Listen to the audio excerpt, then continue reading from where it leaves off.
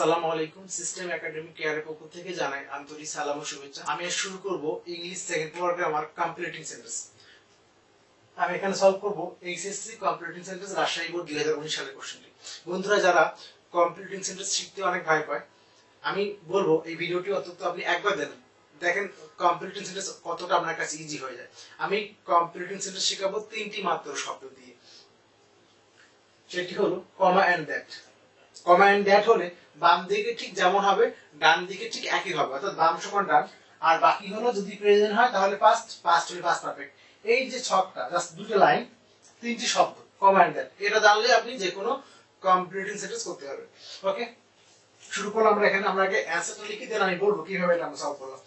Florence nightingale wanted to be a nurse. Florence nightingale কি হতেছিল, একটা চাইছিল একজন কি সেবিকা হওয়ার জন্য।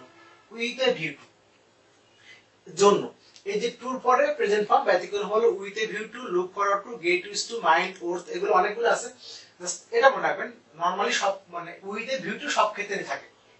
তাহলে ফ্লোরেন্স নাইটিঙ্গেল চেয়েছিল টু বি নার্স, সেবিকা হওয়ার জন্য, উইথ এ ভিউ টু, জন্য, হেল্পিং দেম বা সার্ভিং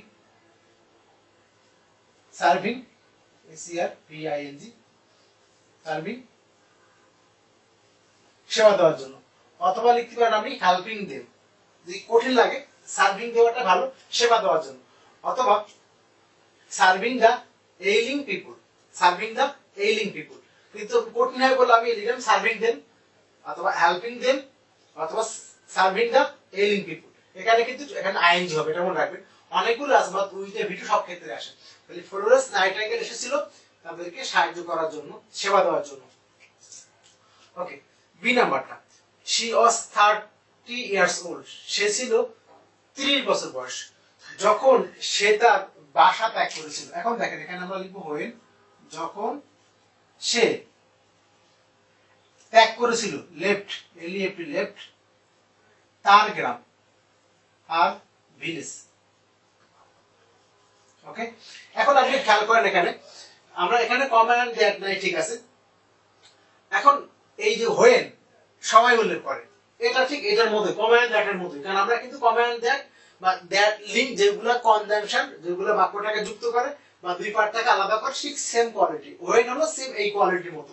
যখনই হোয়েন থাকবে আপনি আবার খেয়াল করবেন যে হোয়েনটা যে বাক্যটার মধ্যে আছে, ঘটনাটি এখন না আগের বলা আছে, পূর্বে যদি হয় অবশ্যই পাস্ট হবে। দেখেন এখানে কমা এন্ড দ্যাটের মতো, এখানে দেখেন এখানে আপনি ওয়াজ ছিল পাস্ট, এখানেও কি হলো পাস্ট। প্রেজেন্ট হলে P1 লিখবো, আর পাস্ট হলে আমরা P2 লিখবো। এখানে পাস্ট হলো, এখানেও পাস্ট। অর্থাৎ আমরা কিন্তু এখানে সমস্যাটা এখানে কি প্রেজেন্ট হবে নাকি পাস্ট হবে, এটাই কিন্তু মূল সমস্যা। বাকি কিন্তু সবাই আমরা পারি। তাহলে এখানে পাস্ট হলো, এখানে পাস্ট হলো।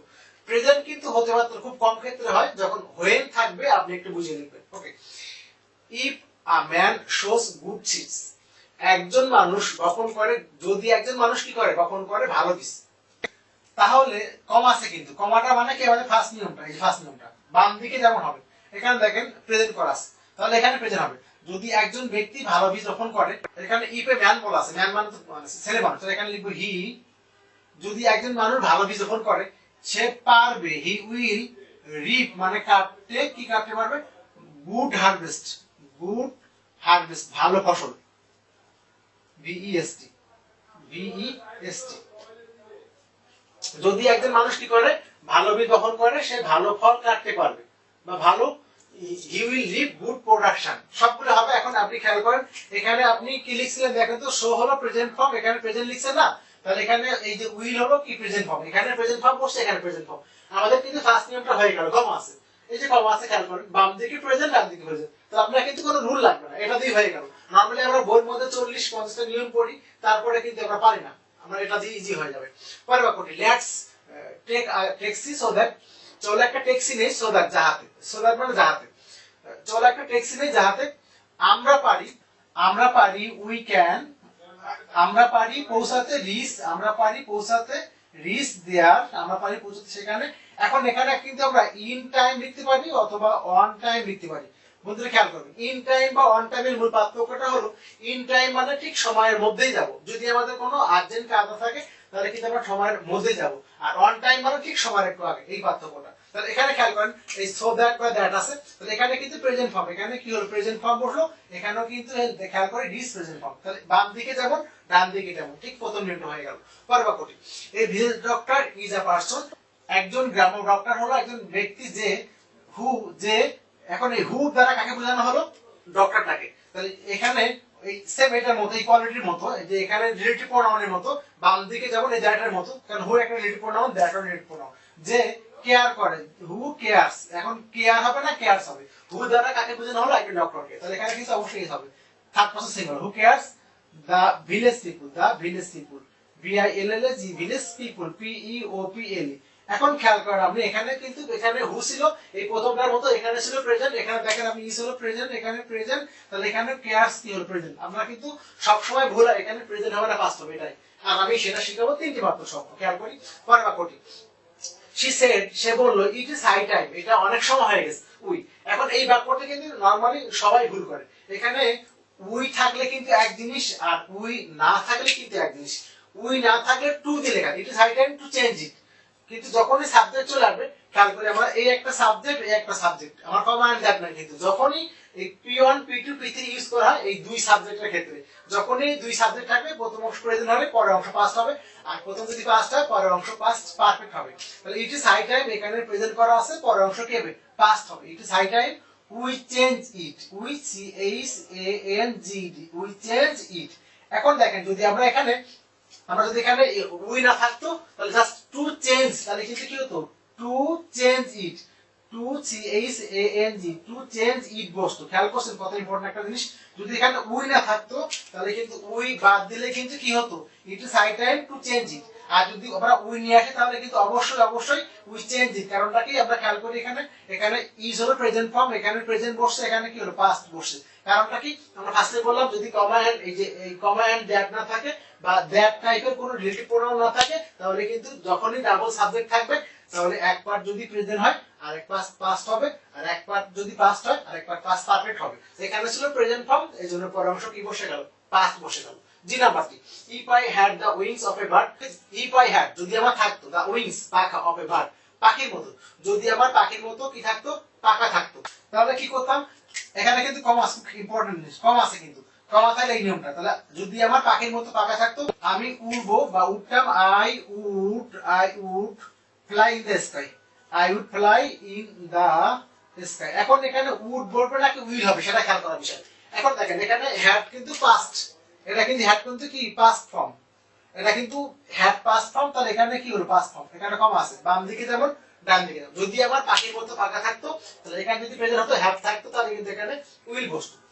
পরবর্তী, I don't know why you go there, আমি জানি না তুমি সেখানে কেন যাচ্ছ, মোস্ট প্রবাবলি সম্ভবত, এখন কিন্তু কম আছে, তাহলে এইদিকে যেমন হবে ঠিক এইদিকে তেমন হবে। এখন এইদিকে খেয়াল করি, এখানে কিন্তু প্রেজেন্ট আছে, এখানে নো আছে প্রেজেন্ট ফর্ম, তাহলে আমরা ওইদিকে প্রেজেন্ট করে লিখবো। তাহলে আমি জানি না তুমি সেখানে যাচ্ছ, সম্ভবত ইউ তোমার আছে, ইউ হ্যাভ তোমার আছে, সামন দেয়ার, সামন দেয়ার, সামন দেয়ার, তোমার আছে সেখানে কেউ, এজন্য এখানে, এখানে দেখেন এখানে প্রেজেন্ট ফর্ম বসছে, এখানে প্রেজেন্ট ফর্ম বসছে, এখানে নো প্রেজেন্ট ফর্ম, এটা কি প্রেজেন্ট ফর্ম বসলো।